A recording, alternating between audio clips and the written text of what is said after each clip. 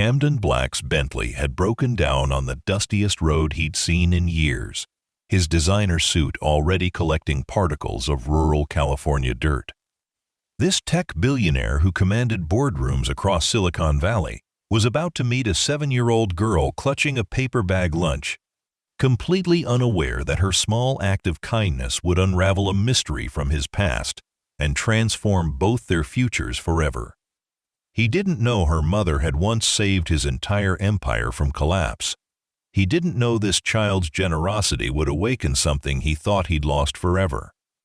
And he certainly didn't know that sharing half a peanut butter sandwich would become the most important meal of his life. But as this unlikely pair sat together on a weathered park bench, one question lingered. Could pure innocence remind a hardened businessman what truly mattered? Before we carry on, please hit the subscribe button to make my day, and let me know where you are watching from in the comments.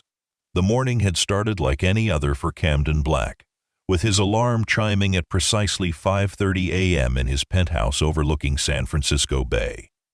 His routine was clockwork: 15 minutes of meditation, 30 minutes on his Peloton, a protein shake blended to exact specifications, and a quick scan of overnight market reports before his driver Dannon arrived.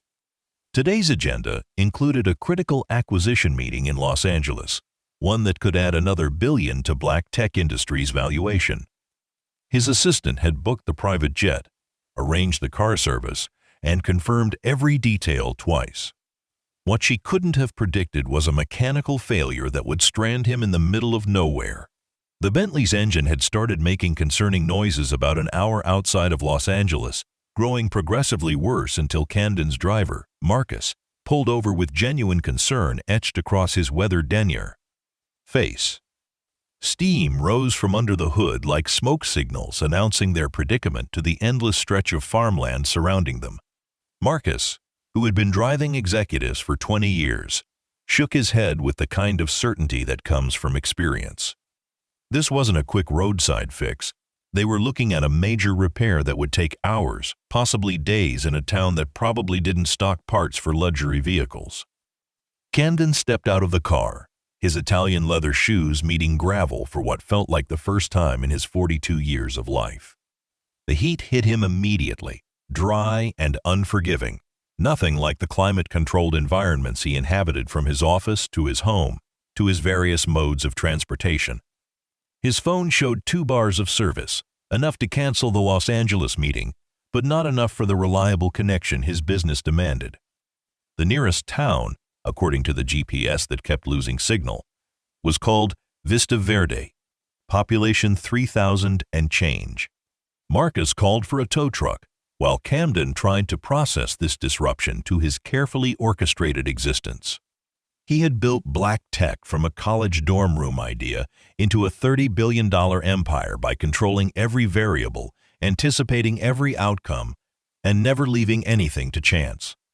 Yet here he stood, sweating through his $1,000 shirt, completely at the mercy of circumstance.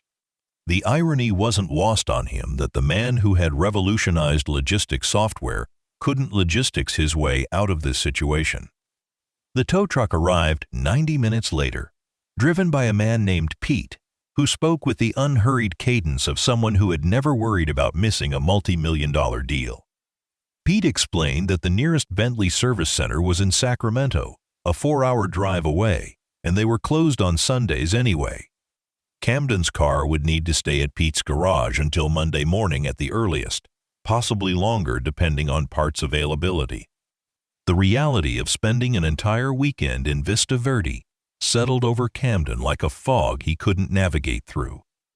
Vista Verde's main street looked like it had been preserved from the 1950s, complete with a drugstore that still had a soda fountain and a movie theater showing films that had left mainstream cinemas months ago. Camden found the town's single hotel, a modest establishment called the Vista Inn, that advertised color television and air conditioning as premium amenities. His suite at the St. Regis in San Francisco probably cost more per night than this entire building earned in a month, but it was clean and quiet, and the elderly woman at the front desk treated him with genuine warmth, despite his obvious status as an outsider.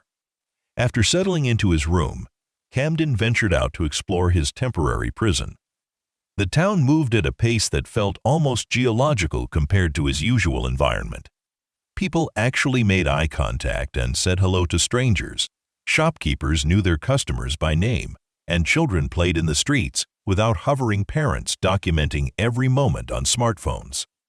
It was like stepping into a time capsule, simultaneously charming and mildly unsettling for someone accustomed to the hyper-connected urgency of Silicon Valley life. He found himself at Vista Verde Community Park, a modest collection of playground equipment, picnic tables, and walking paths that wouldn't have impressed anyone accustomed to manicured urban spaces. But something about its simplicity appealed to him. Maybe the fact that it served its purpose without trying to make a statement about the sophistication of its users. Camden sat on a bench near the playground, watching families enjoy their Sunday afternoon with an intensity he hadn't experienced in years. When was the last time he had simply observed life happening around him without simultaneously planning his next move? That's when he noticed her, a small girl with dark hair in pigtails, wearing a purple dress that had seen better days but was clearly cared for. She couldn't have been more than 7 years old, sitting alone at a picnic table with what appeared to be a brown paper bag lunch. Camden's business instincts, honed by decades of reading people and situations, immediately registered several things about this child. She was well-groomed despite her worn clothing, suggesting care rather than neglect. She kept glancing toward the park entrance, as if waiting for someone. And she was eating her lunch with the careful rationing of someone who understood the value of food. Camden had spent his entire adult life surrounded by wealth and privilege, his social circle consisting entirely of people who measured success in quarterly earnings and stock valuations. He couldn't remember the last time he had interacted with a child, let alone one who seemed so completely removed from his world of corporate politics and financial maneuvering. Yet something about this girl's solitary lunch captured his attention in a way that conference rooms full of brilliant minds rarely did anymore. Mila Torres was indeed waiting for someone, her mother Elena, who worked double shifts at the county hospital and had promised to meet her at the park after her morning rounds. Elena had packed Mila's favorite lunch, a peanut butter and strawberry jam sandwich made with the good bread from the bakery section, not the cheap stuff from the markdown aisle. She had included an apple that she had polished until it gleamed, and a small bag of animal crackers that Mila loved to eat one at a time, making up stories about each creature before consuming it. But Elena was running late, held up by an emergency case that had required her immediate attention as the hospital's head nurse. She had texted her neighbor, Mrs. Rodriguez, to check on Mila, but the 7-year-old had already left for the park with the confidence of a child who knew her neighborhood like the back of her small hand. Vista Verde was the kind of place where children could still roam safely, where everyone looked out for everyone else's kids, and where the worst thing that might happen was a scraped knee from playground equipment. Mila had noticed the strange man in the expensive suit sitting alone on the bench, his posture rigid with the kind of tension she had learned to recognize in adults who were worried about things children couldn't understand. Her mother had taught her to be cautious around strangers, but she had also taught her to be kind to people who seemed sad or lost. This man looked both, staring at his phone with an expression of frustration that reminded Mila of how she felt when her homework was too difficult. Camden was indeed struggling with his phone, trying to join a conference call that his team had arranged to salvage some productivity from this derailed day. But the connection kept dropping, voices cutting in and out, making meaningful communication impossible.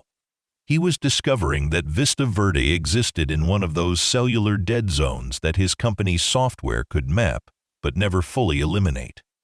The irony of a telecommunications expert being defeated by poor signal strength would have amused his competitors.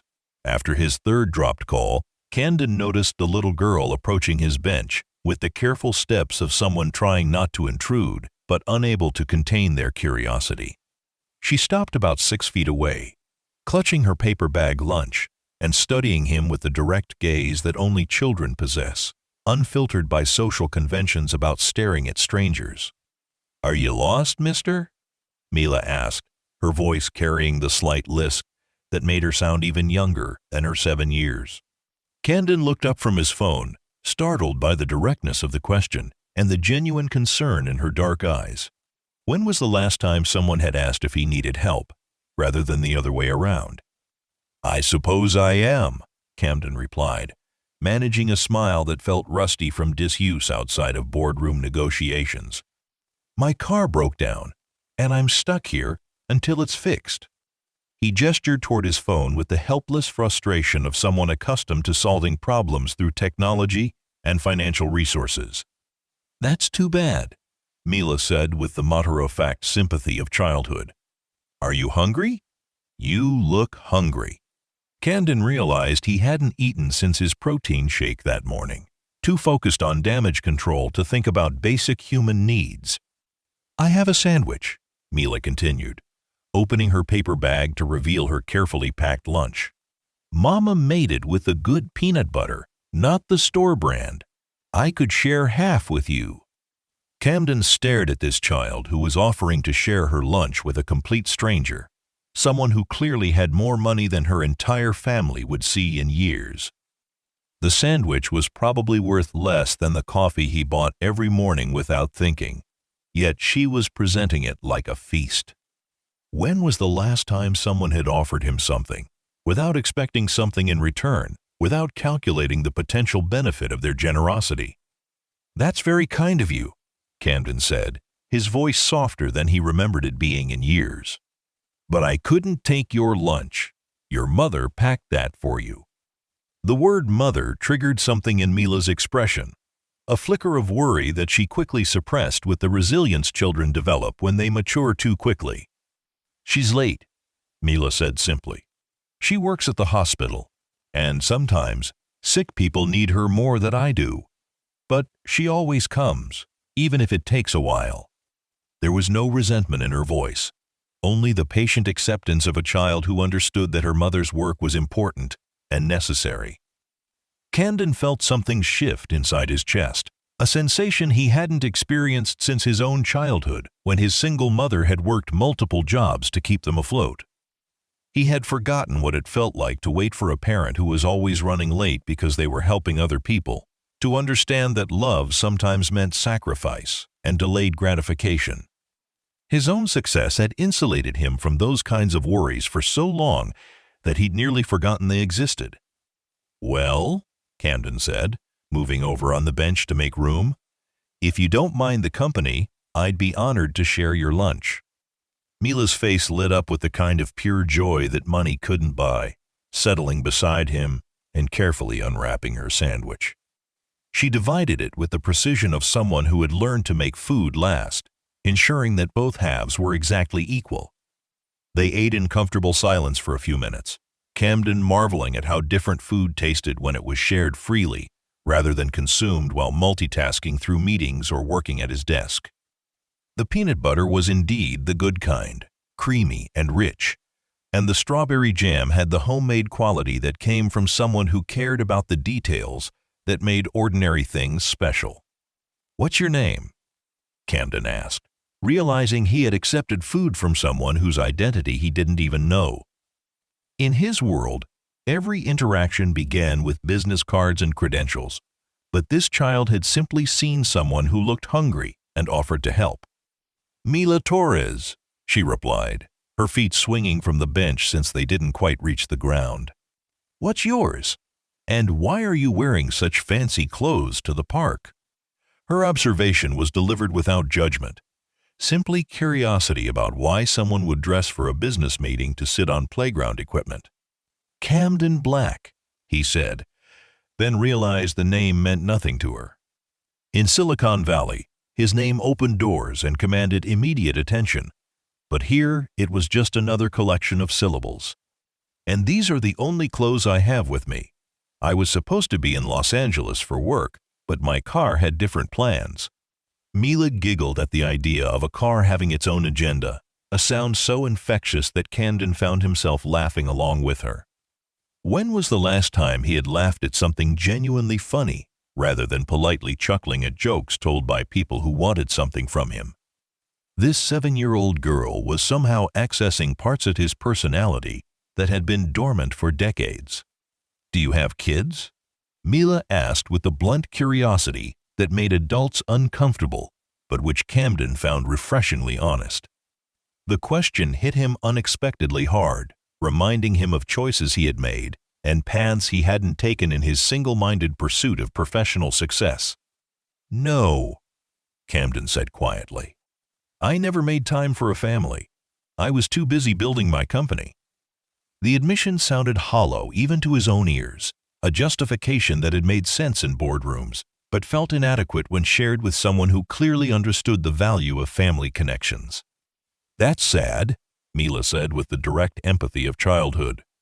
"Companies can't hug you when you're scared, or make you sandwiches when you're hungry." Her simple observation contained more wisdom than most of the business philosophy Camden had absorbed over the years, cutting straight to the heart of what really mattered in life. Before Camden could respond, they were interrupted by the sound of hurried footsteps on the gravel path. A woman was approaching the playground, her scrubs identifying her as a healthcare worker, her face showing the particular combination of relief and worry that belonged to a mother who had found her child safe after a moment of panic. Camden's breath caught in his throat as he got his first clear look at Elena Torres. She was beautiful in the way that came from strength rather than artifice, her dark hair pulled back in a practical ponytail, her face showing the kind of character lines that developed from years of caring for others. But it was her eyes that stopped Camden's heart, intelligent and compassionate, familiar in a way that made him feel like he was looking at a ghost from his past. Those eyes, that face, the way she moved with quiet confidence, all of it triggered memories he had buried under decades of business achievements and corporate milestones. "Mila, baby, I'm so sorry I'm late," Elena said, reaching the picnic table and immediately checking her daughter for any signs of distress or harm. Her eyes then shifted to Camden, taking in his expensive suit and obvious status as an outsider with the practiced assessment of someone who worked in a profession that required quick judgment calls. "I hope she wasn't bothering you." Camden stood up, his corporate instincts kicking in even as his mind raced to place Elena's familiar features in the context of his past. "Not at all," he said, his voice carrying the professional warmth he used with important clients. "She was kind enough to share her lunch with me. You've raised a remarkable daughter." Elena smiled, the expression transforming her tired features and triggering another wave of recognition in Camden's memory. He had seen that smile before, in circumstances that seemed impossible given the current setting. How could a nurse in rural California be connected to his past when his history was so thoroughly documented and controlled? "Mama, this is Camden," Mila announced, apparently having decided that formal introductions were necessary. "His car broke down, and he was all alone and looked hungry, so I shared my sandwich with him. He said I was very kind." The pride in her voice was unmistakable, the satisfaction of a good deed recognized and appreciated. "Camden," Eleanor repeated, and something in her tone suggested the name meant more to her than it should have. She studied his face with increasing intensity, her expression shifting from polite interest to something closer to recognition. "Camden Black?" The way she said his full name sent a chill down Camden's spine. In a town of 3,000 people where technology executives were rarer than unicorns, how could this woman know exactly who he was? He hadn't been featured on magazine covers or television interviews recently, keeping a deliberately low profile to focus on business rather than celebrity. Yet Elena Torres was looking at him like she had been expecting this encounter for years. "Yes," Camden replied carefully, his business instincts warning him to be cautious about revealing too much personal information. "Have we met before?" Even as he asked the question, he was scanning his memory for any context that could explain Elena's apparent recognition. Board meetings, charity events, industry conferences. None of them seemed like venues where he would have encountered a small-town nurse. Elena's hand moved instinctively to her throat, where a small gold locket rested against her scrubs. The gesture was unconscious but telling, the kind of nervous habit people developed when they were processing unexpected emotions. "Not exactly met," she said slowly, her voice carrying the weight of a story that hadn't been told. "But I know who you are. I've been following your company's success for years." This explanation didn't satisfy Camden's curiosity or explain the depth of emotion he could see in Elena's eyes. Rural nurses didn't typically follow tech industry news unless they had personal reasons, and everything about Elena's reaction suggested a connection that went far deeper than casual interest in business developments. He was about to probe further when Mila interrupted with the impeccable timing that children seem to possess. "Mama, can Camden come to our house for dinner?" Mila asked with the boundless hospitality of someone too young to understand social complexities. "He doesn't have anywhere to go, and you always say we should help people who need help." The invitation was extended with such genuine enthusiasm that refusing it felt like rejecting the offer of Christmas morning. Elena looked startled by her daughter's suggestion, glancing between Camden and Mila as if trying to calculate the wisdom of inviting a billionaire stranger into their modest home. Camden could see her mental gears turning, weighing politeness against caution, hospitality against the reality of their different social statuses. He was about to politely decline to save her from the awkwardness when something in her expression stopped him. "Actually," Elena said slowly, her decision crystallizing as she spoke, "that might not be a bad idea. If you don't have other plans, that is.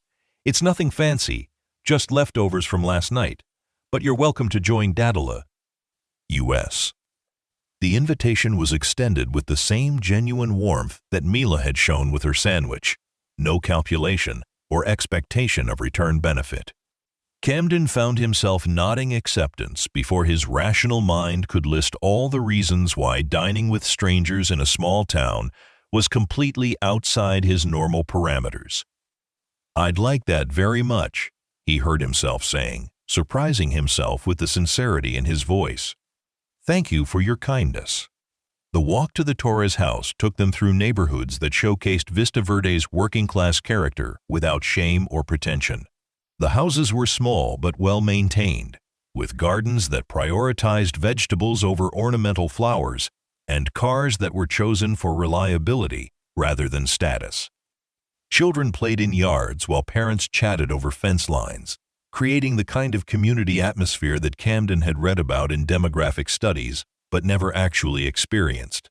Elena and Mila's home was a modest two-bedroom bungalow painted cheerful yellow with white trim, surrounded by a garden that demonstrated both Elena's practical nature and her aesthetic sensibilities.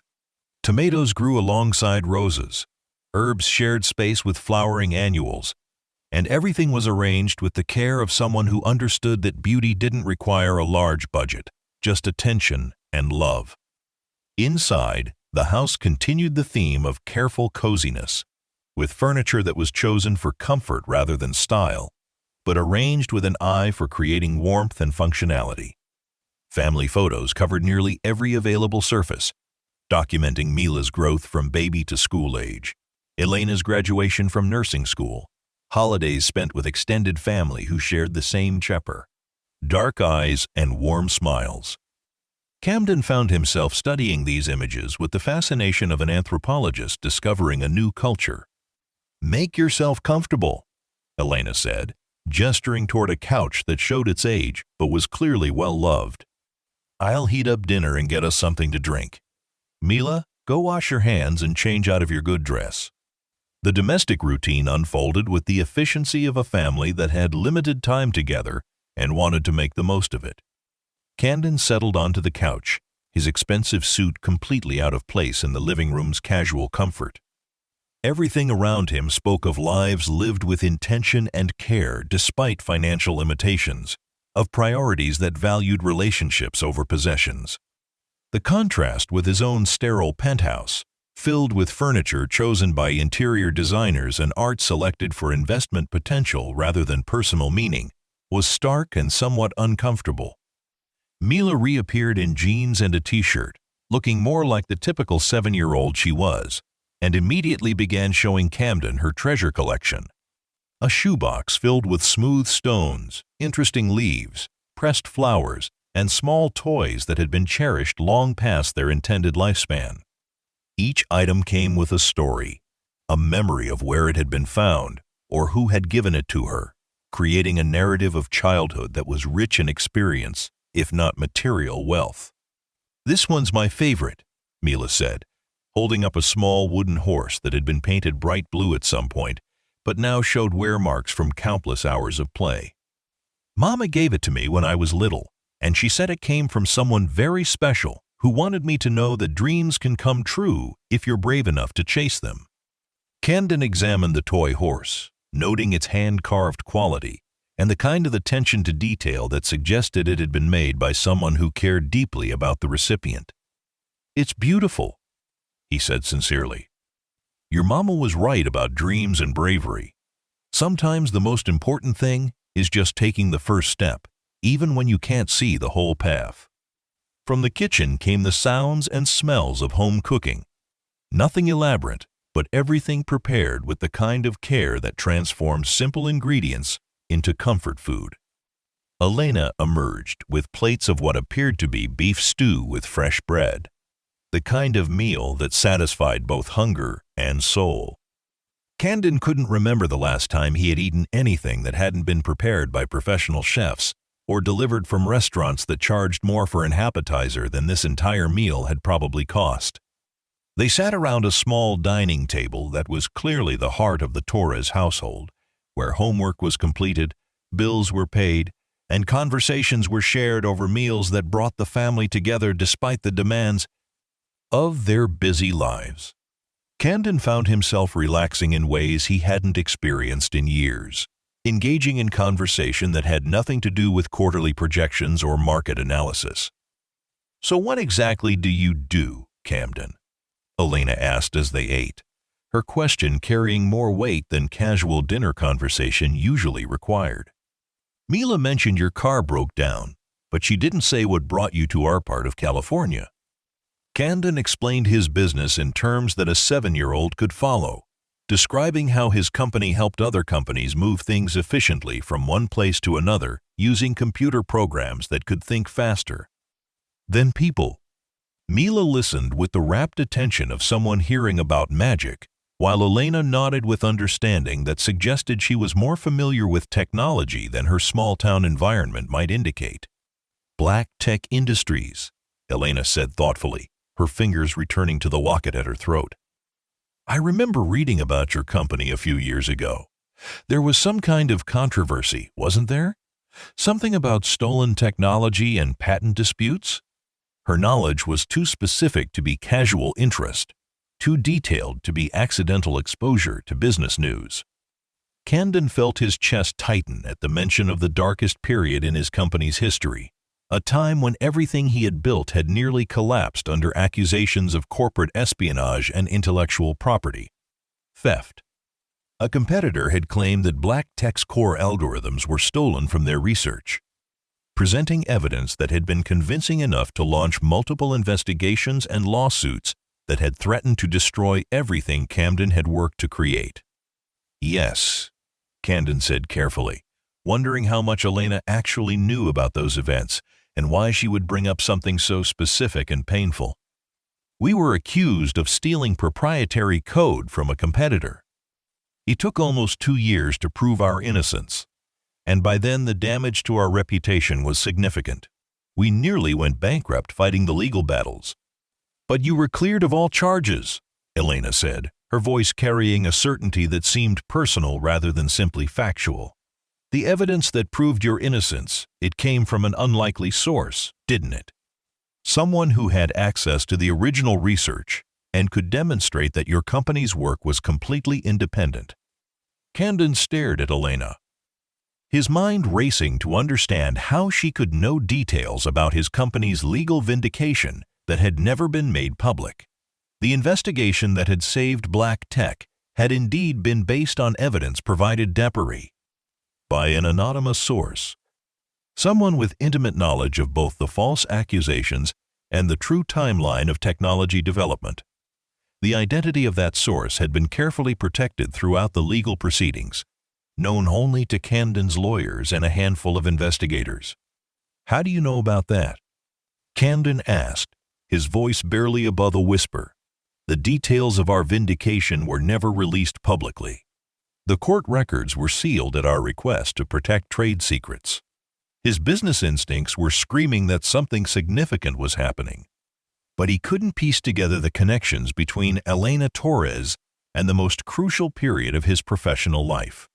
Elena's hand closed around her locket, and for the first time since Camden had met her, she looked uncertain, as if she were standing at the edge of a cliff and trying to decide whether to jump. Mila continued eating her dinner, oblivious to the tension building between the adults, humming a song under her breath that sounded like something from a Disney movie. "Because," Elena said finally, her voice steady despite the emotion Camden could see in her eyes, "I was the one who provided that evidence. I was the one who saved your company." The words hit Camden like a physical blow, reordering everything he thought he understood about this chance encounter in a small-town park.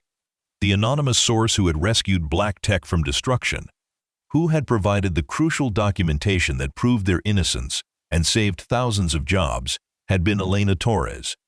This nurse in rural California, sharing her modest dinner with him, was the person who had literally saved his life's work.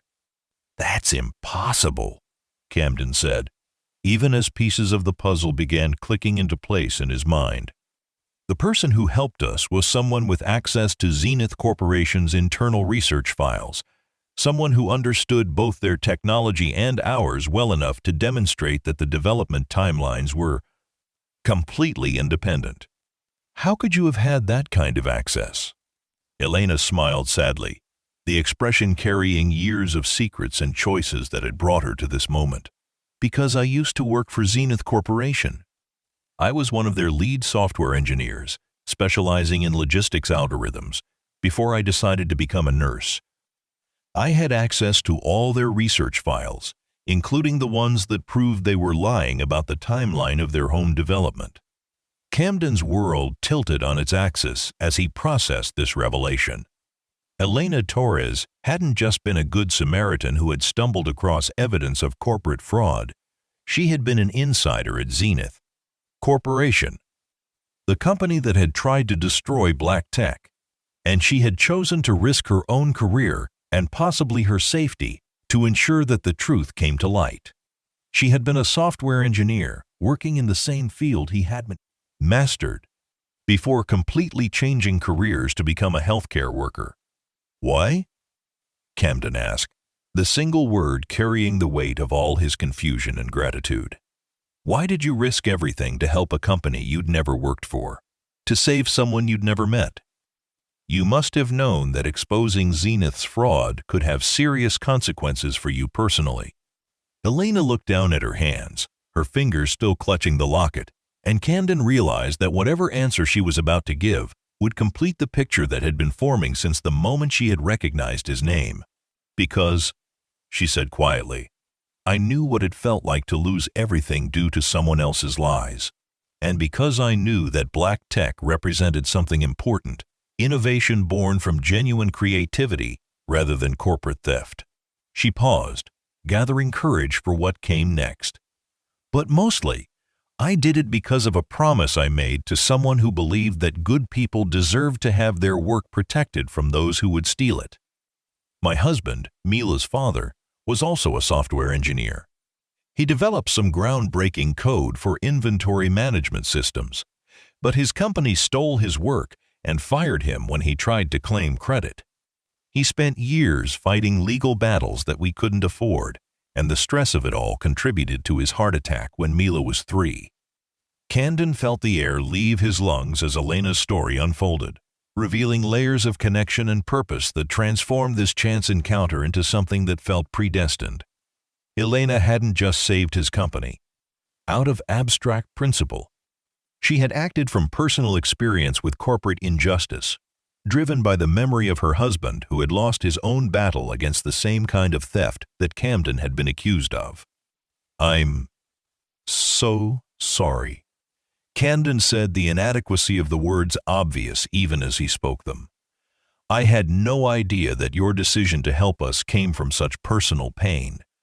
I can never adequately thank you for what you did, for the sacrifice you made to ensure that the truth came out."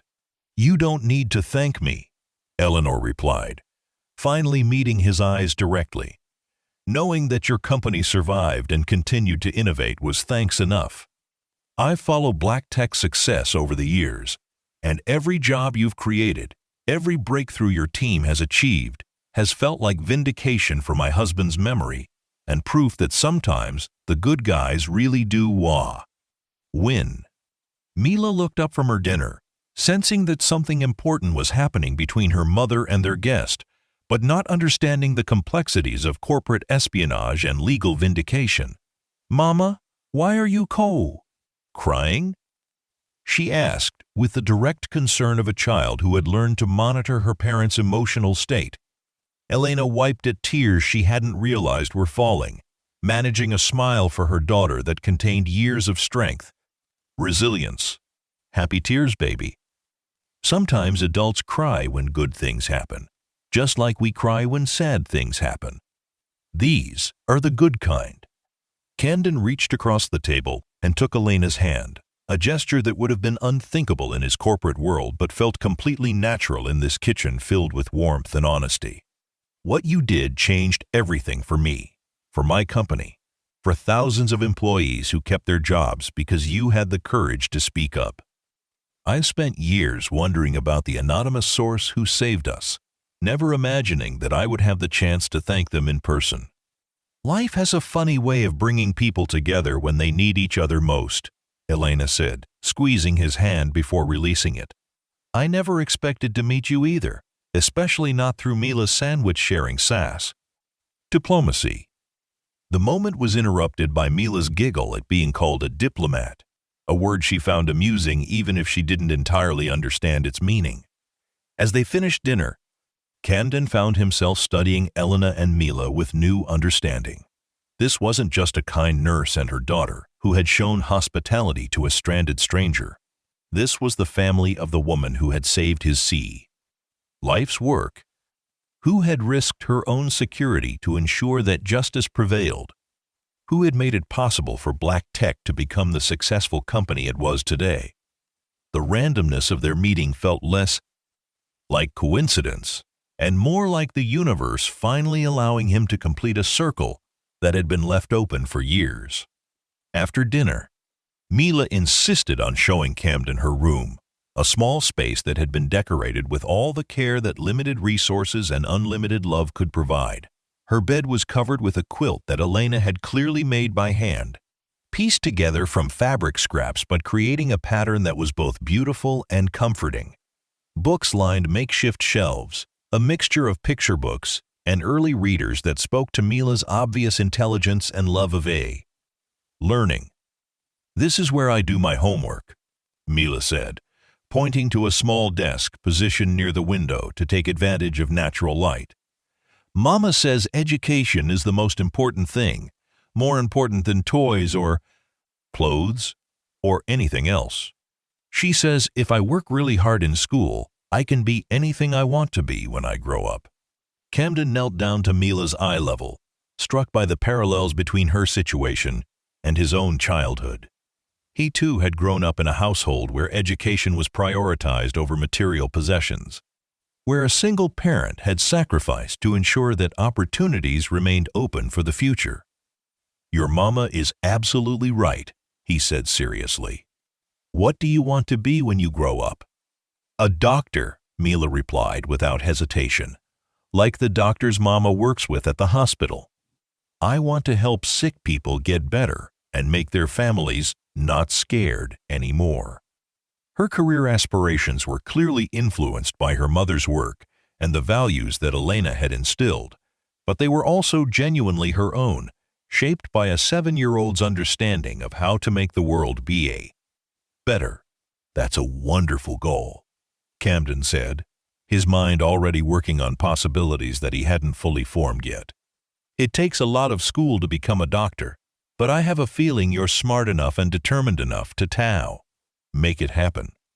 He was thinking about medical school tuition, about the financial barriers that often prevented brilliant children from pursuing their dreams, about the ways that money could remove obstacles without removing the need for hard work and dedication.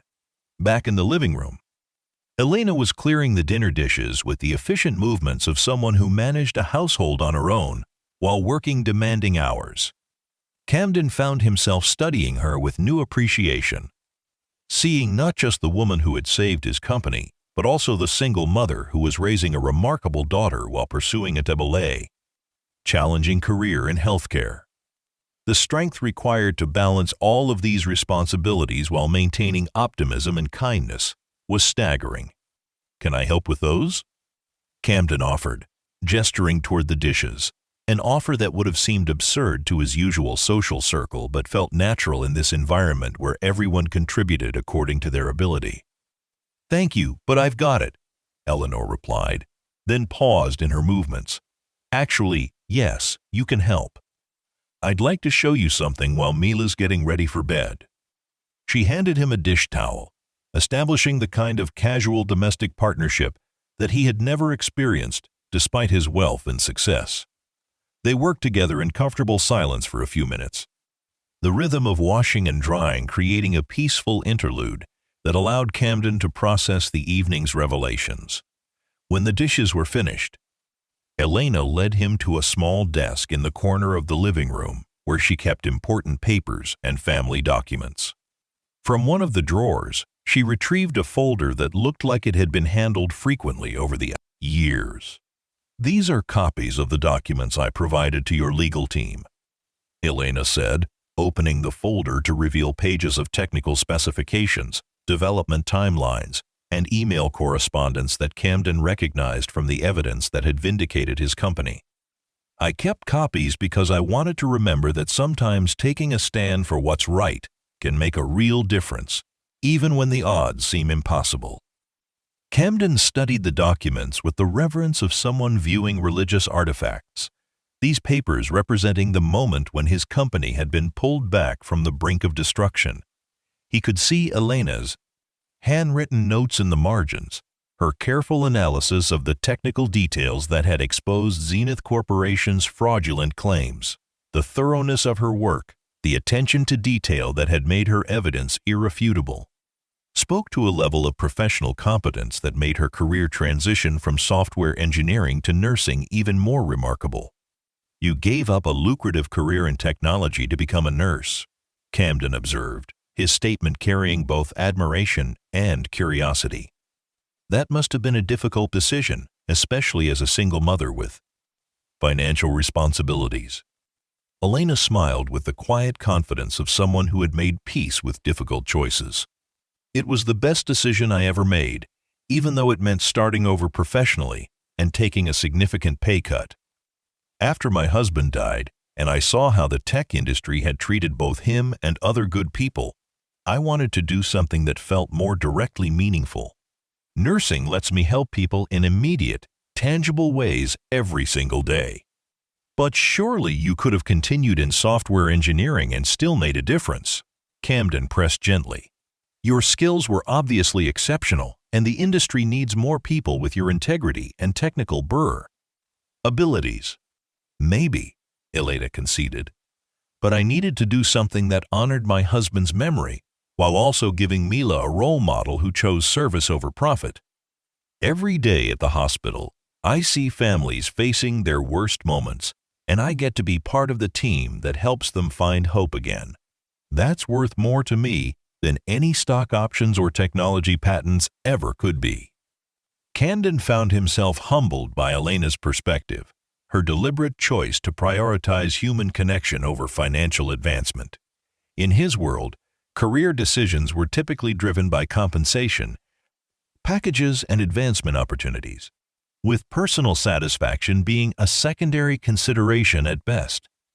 Elena had consciously chosen a more difficult path because it aligned with her values, a decision that required the kind of courage he was only beginning to understand. Mila appeared in the doorway wearing pajamas decorated with cartoon cats, her hair still damp from the bath that had transformed her from playground explorer back into a sleepy 7-year-old. "Mama, will you read me a story?" she asked, with the drowsy hopefulness of a child trying to extend bedtime through negotiation. "Of course, baby," Eleanor replied, then looked at Camden with slight embarrassment.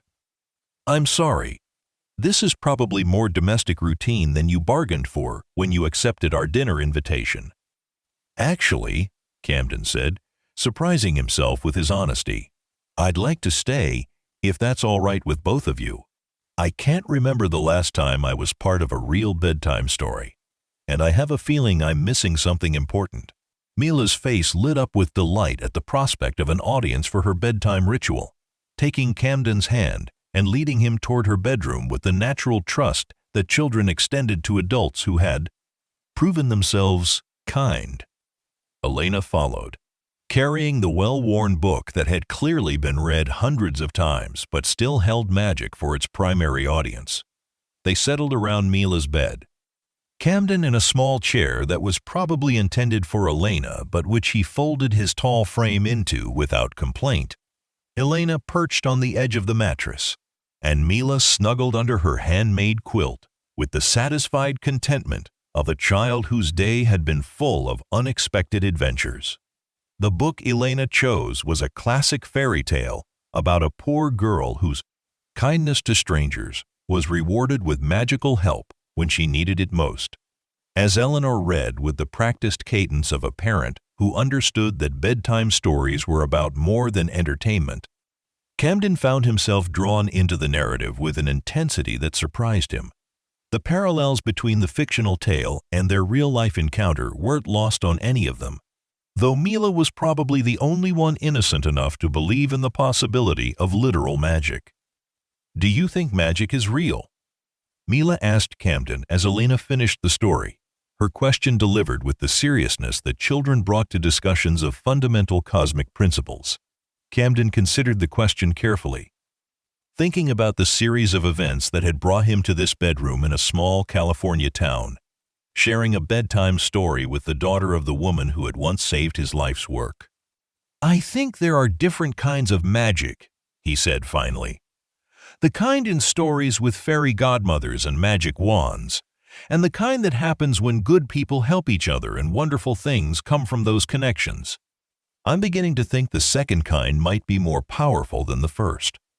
Mila nodded with the satisfaction of someone whose worldview had been validated by adult wisdom, settling deeper into her pillow as sleep began to claim her. "I think you're right," she said drowsily. "Today felt like magic when I shared my sandwich, and then we all had dinner together like a family." Elena kissed her daughter goodnight and dimmed the lights, leading Camden back to the living room where the evening's revelations continued to resonate between them. The house felt different now, filled with the peaceful quiet that came after a child was safely settled for the night, a domestic tranquility that Camden had never experienced in his own sterile living spaces. "She's an extraordinary little girl," Camden said, settling back onto the couch that somehow felt more comfortable than furniture that had cost 10 times as much. "You've done an amazing job raising her, especially under circumstances that couldn't have been easy." "She's the best part of everything I've ever done," Eleanor replied, settling into an armchair across from him. Losing her father was devastating, but watching her grow up with his kindness and curiosity has been like having a piece of him still with us. She's taught me more about resilience and joy than I ever learned in any classroom or workplace. Camden found himself studying Elena's face in the soft lamplight, seeing past the tired nurse who had worked a double shift to the brilliant woman who had once navigated complex software development projects. Corporate politics. "I have to ask," he said carefully, "do you ever regret giving up your technology career? You were clearly gifted at software engineering, and the industry has changed a lot since you left it. You could probably write your own ticket at any major tech race. Company." Elena was quiet for a long moment, her fingers returning to the locket at her throat in the gesture Camden was beginning to recognize as her way of connecting with memories of her husband. I thought about that, especially when money gets tight or when Mila needs something I can't afford immediately. But then I remember why I left that world behind, and I know I made the right choice for both of us. What if you could have the best of both worlds? Camden asked, an idea beginning to form in his mind. What if you could use your technology skills in a way that's still aligned with your values, still let you help people directly, but also provided better financial security for you and Mila? Elena looked at him with curiosity tinged by caution, clearly wondering where this conversation was heading. What do you mean? Camden leaned forward, his mind racing with possibilities that had been crystallizing throughout the evening. Black Tech has been looking for ways to expand into healthcare technology, developing software solutions that could improve patient care and hospital efficiency. We have the technical expertise, but we lack the healthcare industry knowledge to create products that actually serve the people who need them most. What if I offered you a position that would let you bridge that gap? Camden, Elena said slowly. That's incredibly generous, but I'm not sure it would work.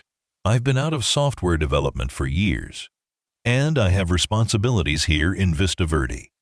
Mila's school, my job at the hospital, our entire support system is built around this community. What if you didn't have to choose between your current life and new opportunities? Camden pressed, his excitement building as the full scope of his idea became clear. What if Black Tech opened a satellite office right here in Vista Verde, focused specifically on healthcare technology development? You could head up the project, hiring other healthcare professionals who understand the real-world applications we need to address. Mila could stay in her school. You could maintain your connections to the community, but you'd also have the resources to pursue innovations that could help people on a much larger scale. End quote. Elena stared at him, clearly struggling to process the magnitude of what he was suggesting. You're talking about moving a major technology operation to a town of 3,000 people just to offer me a job. That doesn't make business sense, even for someone with your resources. Actually, it makes perfect business sense, Camden replied, his entrepreneurial instincts fully engaged now. Small towns offer lower operational costs, less employee turnover, and access to talent that might not be available in major metropolitan areas. Plus, developing healthcare technology in a community where everyone knows someone who's been helped by the local hospital creates the kind of authentic motivation that produces better products. He paused, recognizing that his business justifications, while valid, weren't the real reason for his proposal. But you're right that the business case isn't the primary motivation. I'm making this offer because I owe you a debt that I can never fully repay. And because I've seen tonight what kind of person you are, what kind of mother you are, and what kind of professional you must have been, I want to give you and Mila opportunities that match your talents and potential. Elena stood up and walked to the window that looked out over her small garden, her silhouette backlit by the streetlight outside. Camden could see the tension in her shoulders as she processed an offer that would fundamentally change her life and her daughter's future. When she finally turned back to face him, her expression was unreadable. "This is overwhelming," she said honestly. 6 hours ago, I was a small-town nurse whose biggest career decision was whether to pick up extra shifts to pay for Mila's school supplies. Now you're offering me the chance to head up a technology division for one of the most successful companies in Silicon Valley. I need time to think about what this would mean for both of us. Of course, Camden said, realizing that his excitement about the possibilities had made him push too hard too fast. Take all the time you need, but I want you to know that this isn't charity or guilt-driven gratitude. This is a genuine business opportunity that I believe would benefit everyone involved. Black Tech, your community, and most importantly, you and Mila. Eleanor returned to her chair, studying Camden with the analytical mind that had once dissected complex software problems and was now evaluating the sincerity of his unprecedented offer. "Can I ask you something personal?" she said. "What's really driving this?" "Yes, I helped your company years ago, but successful executives don't typically restructure their operations around personal debts. What aren't you telling me?" Camden felt the weight of her question, recognizing that his motivations were more complex than simple gratitude or business opportunity. The truth was that meeting Elena and Mila had awakened something in him that had been dormant for years, a sense of connection to values and priorities that his success had gradually eroded. "You're right that there's more to it," he admitted. "Spending this evening with you and Mila has reminded me of things I'd forgotten about what really matters in life. I've spent the last 20 years building a company and accumulating wealth, but I've somehow lost track of why any of that was supposed to be meaningful. Watching you two together, seeing the life you've built based on love and service rather than profit and competition, has made me realize what I've been missing." He paused, searching for words to express feelings he hadn't fully acknowledged until this moment. "I think I need this opportunity as much as you do, working with someone who chose meaningful work over financial advancement. Creating technology solutions that directly improve people's lives, being part of a community where people know and care about each other. Those are experiences I've never had despite all my professional success." Elena nodded slowly, her expression softening as she recognized the vulnerability in his admission. "So this would be as much about changing your life as it would be about changing ours." "Exactly," Camden confirmed. "I'm not just offering you a job. I'm asking if you'd be willing to help me remember what it feels like to do work that matters for reasons beyond quarterly earnings reports." They sat in comfortable silence for several minutes, both processing the implications of a conversation that had evolved far beyond either of their expectations. Outside, Vista Verde settled into the peaceful quiet of a Sunday evening, families completing their weekend routines before another week of work and school began. "I'll need to talk to Mila about this," Elena said finally. "Any major change in our lives affects her directly, and she deserves to have input into decisions that will shape her future. I'll also need to understand more about what this position would actually involve, what kind of timeline you're envisioning, and how we'd handle the transition from my current responsibilities." "Of course," Camden replied. "I'll have my team prepare a detailed proposal that outlines the scope of the position, compensation package, and implementation timeline. But I want you to know that we can structure this arrangement however works best for your family. If you need to maintain part-time nursing responsibilities during the transition, if Mila needs specific educational resources, if there are community commitments you can't abandon, we'll work around whatever matters most to you." Elena smiled, the first completely relaxed expression Camden had seen from her since she'd recognized his name at the park. "You know, when I woke up this morning, I thought the most exciting thing about today would be having lunch with Mila at the park. I never imagined that by bedtime we'd be discussing opportunities that could change everything about our lives. Life has a way of surprising us when we least expect it," Camden observed, thinking about his own journey from a broken-down car to a dinner invitation to a business proposal that could reshape his company's future. Sometimes the best opportunities come disguised as ordinary moments. "Speaking of ordinary moments," Elena said, glancing at the clock on the wall, "I should probably let you get back to your hotel. Tomorrow is a school day for Mila, and I have an early shift at the hospital.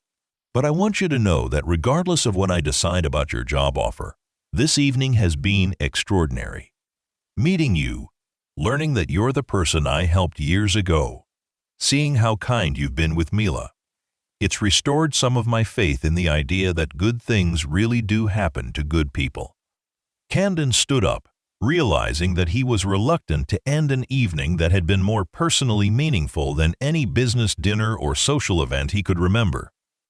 "Thank you for welcoming me into your home, for sharing your story, and for giving me hope that there are still ways to build a career around values instead of just ambition." Whatever you decide about the future, tonight has changed my perspective on what success actually looks like." As Elena walked him to the door, Camden found himself memorizing details about the house that had become the setting for such an important evening. The family photos that documented a life built around love rather than bow. Achievement. The furniture that prioritized comfort over status. The subtle signs of a household where resources were limited but happiness was abundant. "I'll call you tomorrow evening after I've had a chance to process everything," Elena said as they reached the front door. "Is it all right if I have some questions about the technical aspects of what you're proposing?" "I'd be disappointed if you didn't," Camden replied, pulling out his business card and then realizing how absurd the gesture was after everything they'd shared. "Actually, let me give you my personal cell phone number. This conversation is far too important for corporate channels." Elena took the card with his handwritten number, studying it as if it were an artifact from a different world, which in many ways it was. "Thank you, Camden, for everything. For being so wonderful with Mila, for understanding why I made the choices I made, and for seeing possibilities that I never would have imagined on my own." Camden walked back toward the Vista Inn through streets that felt completely different than they had that morning. The same small-town quiet that had initially felt claustrophobic now seemed peaceful and welcoming, filled with the kind of authentic community connection that his urban lifestyle had never provided. Every house he passed represented families with their own stories, struggles, and dreams. People who had built meaningful lives without the resources or recognition that he had always assumed were necessary for fulfillment.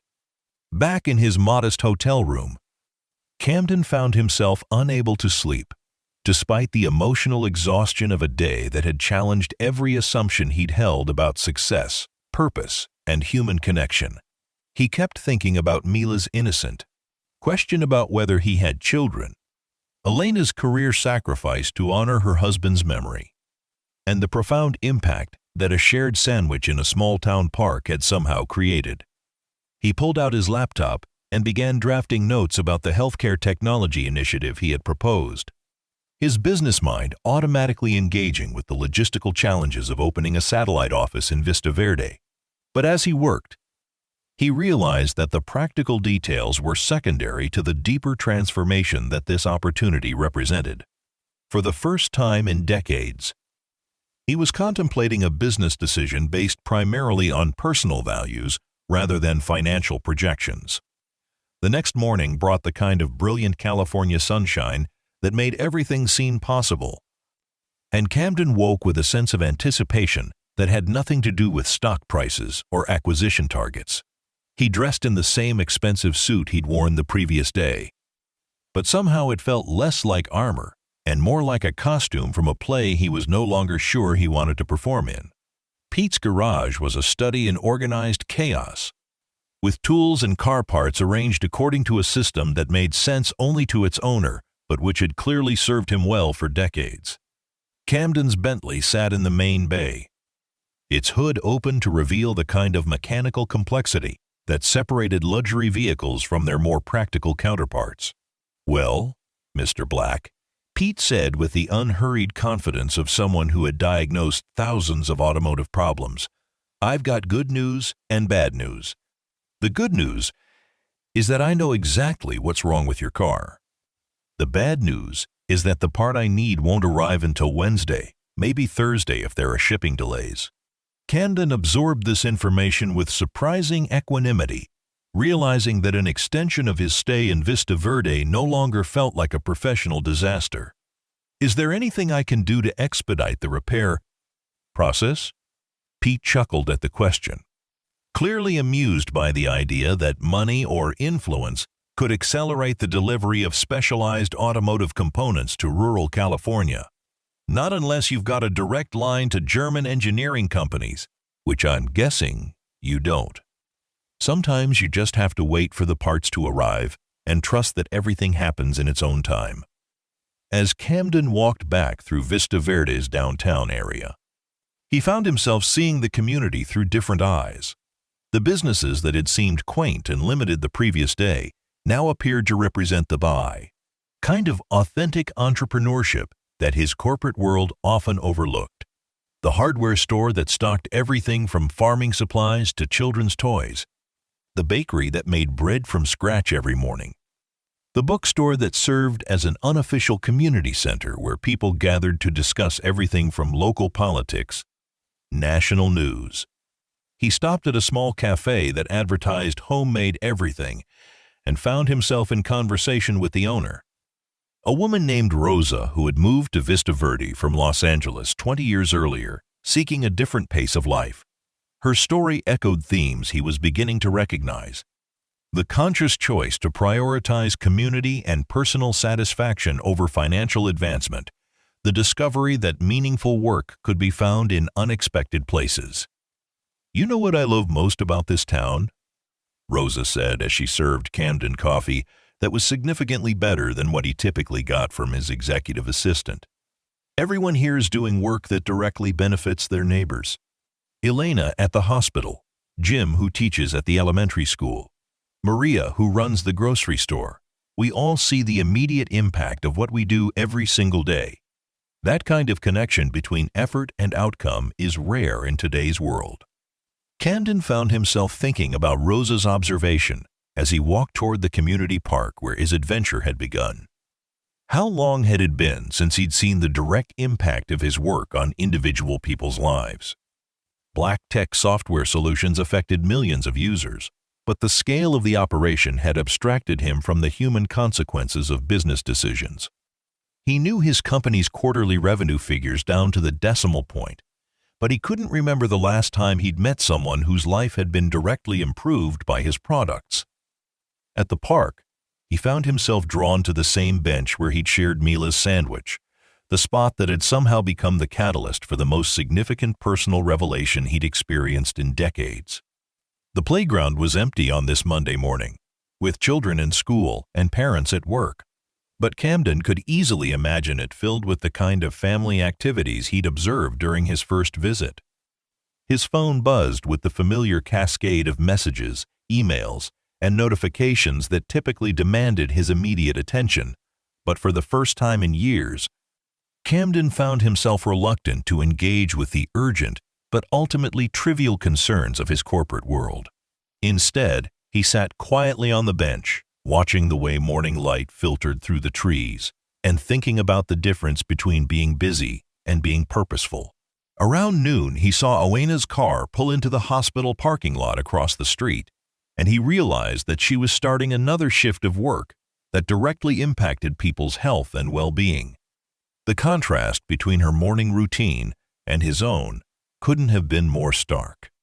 She was preparing to spend the day providing medical care to community members who depended on her expertise and compassion, while he typically spent his days in meetings that generated more meetings without necessarily producing anything that improved anyone's actual life. That evening, Elena called at exactly the time she had promised, her voice carrying the fatigue of a healthcare worker who had spent 12 hours caring for others, but also a sense of excitement about possibilities that had never existed before. "I'd been thinking about your proposal all day," she said without preamble. "And I've discussed it with Mila, who is incredibly excited about the possibility of you becoming part of our lives in a more permanent way. But I need to understand some practical details before I can make a decision that affects both our futures." Camden settled into the hotel room's single chair, giving Elena his complete attention in a way that he rarely offered to business conversations anymore. "What would you like to know?" "First, the timeline," Elena said, and Camden could hear the sound of papers rustling as she consulted notes she'd apparently made throughout the day. "How quickly would you want to implement this healthcare technology initiative? And what would the transition period look like for someone who's been out of software development for several years?" Camden had anticipated this question and had spent considerable time crafting an answer that balanced business needs with personal considerations. "I'd want to move as quickly as possible on the strategic planning phase, but I'd also want to ensure that you have adequate time and resources to refresh your technical skills and familiarize yourself with current healthcare technology trends. I'm thinking we could start with a 6-month consulting arrangement that would let you maintain your nursing responsibilities while gradually taking on more technology project management. By the end of that period, you'd have a clear sense of whether this career transition feels right, and we'd have a better understanding of the market opportunities. That sounds reasonable, Elena replied, and Camden could hear approval in her voice. What about Mila's education? One of my biggest concerns is ensuring that a major change in our circumstances doesn't disrupt her academic development or social connections. This question touched on something Camden had been thinking about since learning of Mila's ambition to become a doctor. Actually, I'd like to propose something that goes beyond just maintaining her current educational experience. Black Tech has partnerships with several universities that offer advanced STEM education, programs for gifted children. If Mila is interested, and if you approve, we could arrange for her to participate in science and mathematics enrichment programs that would prepare her for the kind of rigorous academic path that leads to medical school. Elena was silent for several moments, and Camden worried that he had overstepped by making suggestions about Mila's education without being asked. "I'm sorry," he said quickly. "I didn't mean to imply that her current school isn't adequate. I just want to ensure that she has every possible opportunity to pursue her dreams." "No, don't apologize," Elena said, her voice thick with emotion. "I was just overwhelmed for a moment by the possibility of giving Mila educational opportunities that I never thought we'd be able to afford.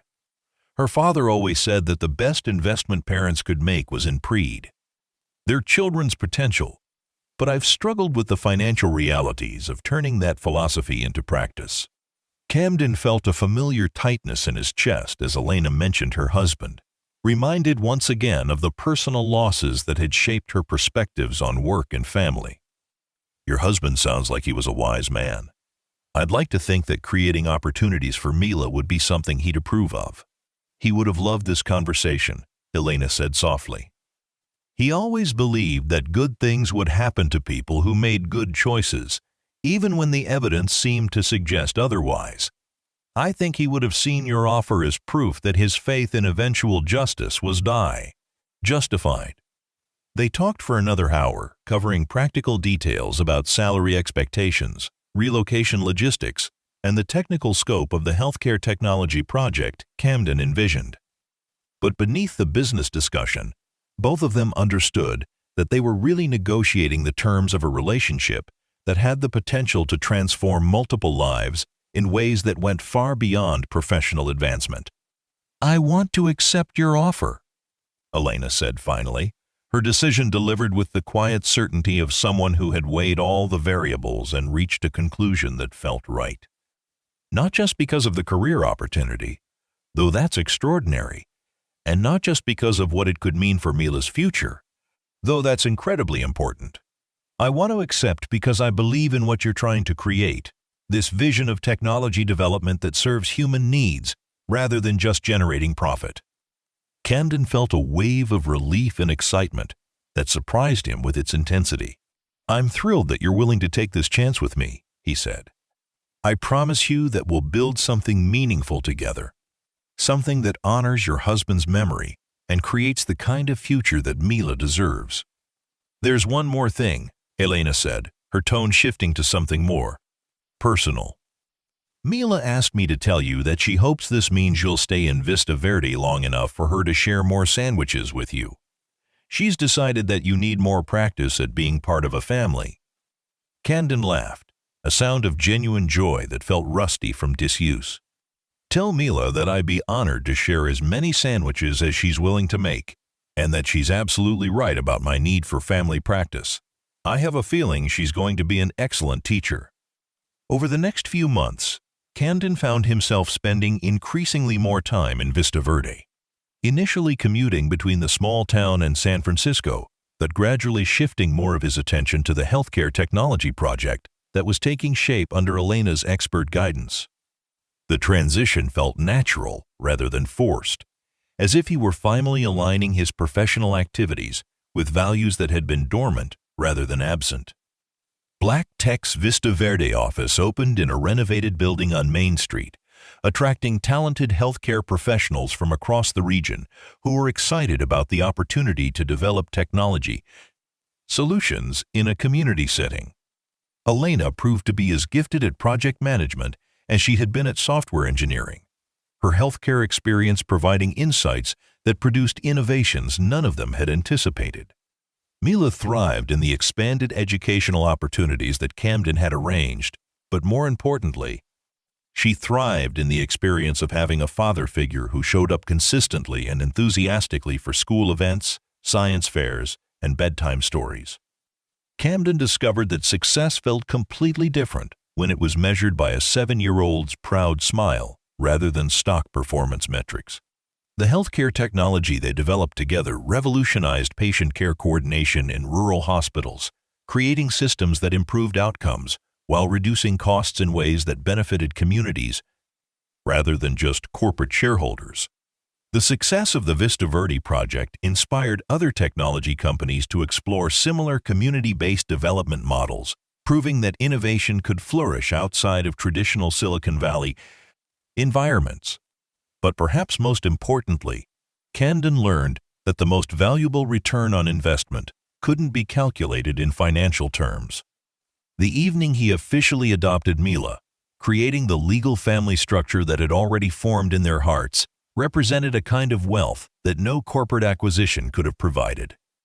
As he tucked his daughter into bed that night, the same bed where he had first heard a story about kindness being rewarded with magic, Camden realized that Mila had been right about magic existing in the real world. Sometimes it took the form of a 7-year-old girl offering half her sandwich to a stranger. Sometimes it appeared as a woman choosing courage over career security to ensure that justice prevailed. And sometimes it manifested as the discovery that the most successful life was one built around love rather than achievement. The wooden horse that Mila had treasured for years now sat on a bookshelf next to pictures of their expanding family, including Elena in her wedding dress and Camden in a tuxedo that had been tailored to fit a man who finally understood what it meant to dress for the most important day of his life. The toy that had once represented dreams of future possibilities now symbolized the reality of dreams that had come true through the simple act of sharing what little you had with someone who needed it more. Vista Verde remained a town of 3,000 people, but it had become the headquarters of a technology initiative that employed hundreds and served millions, proving that meaningful work could emerge from the most unlikely places when good people committed to serving something larger than themselves. And every day, as Camden walked from his office to his home, he passed the park bench where a lost little girl had offered him lunch and accidentally taught him that the greatest success in life came not from accumulating wealth, but from sharing whatever abundance you possessed with those around you.